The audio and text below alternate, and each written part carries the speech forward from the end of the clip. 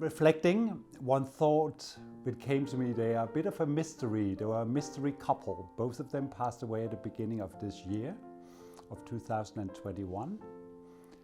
But a phenomenon that always were a mystery to me was that when they were young and wild, as they described it themselves, they got married, but they went in two different directions. Ingelore went to Switzerland to study curative education. Manfred went to Canada, to Toronto, and started a dance school.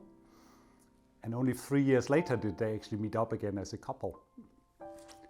The year I came to Bivaron, they just returned back to Bivaron from a sabbatical. But again, at that time, as a midpoint, they went in two different directions. Ingelore went to Switzerland to study, and Manfred went climbing the Himalayas.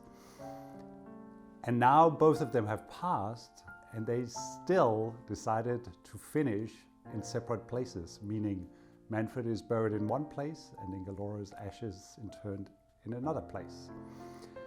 This is you experience them as a couple who really had deep soul connection and were super supportive of each other.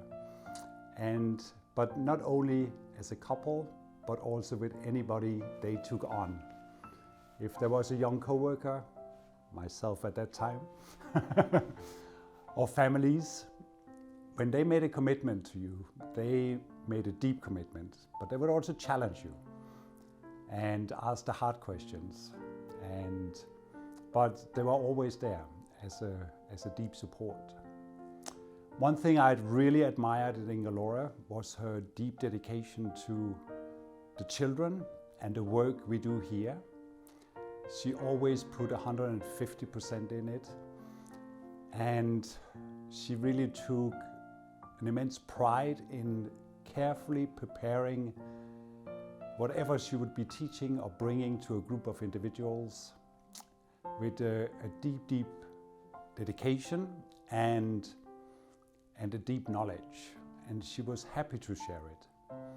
Manfred was, I always described him as a bit of a wild scientist, but what I really learned and admired in one like Manfred was how he could be excited about the smallest phenomena, and he would be filled with glee in order to ponder a simple phenomena. It could be the movement of a child, or it could just be the light, the colors. Yeah, there was always this immense enthusiasm. Manfred was the one who would be jumping on his bike and a bit all over the place. You couldn't always track him down. And Ingelore was much more quiet and steady, so again they complemented each other, and that was another beauty to observe. Manfred and Ingelore as a married couple were not in the place where they were granted to have their own family. I think that was a longing, but I think some of us, their at that time colleagues, became their children, myself included, which meant I took on a certain area of responsibility with them in their old age as well, accompanying them through medical procedures, and were always there as a caring element. So the relationship and the gift, in a certain sense, through me encountering Manfred and Ingelore as a couple, was this of having met a lot of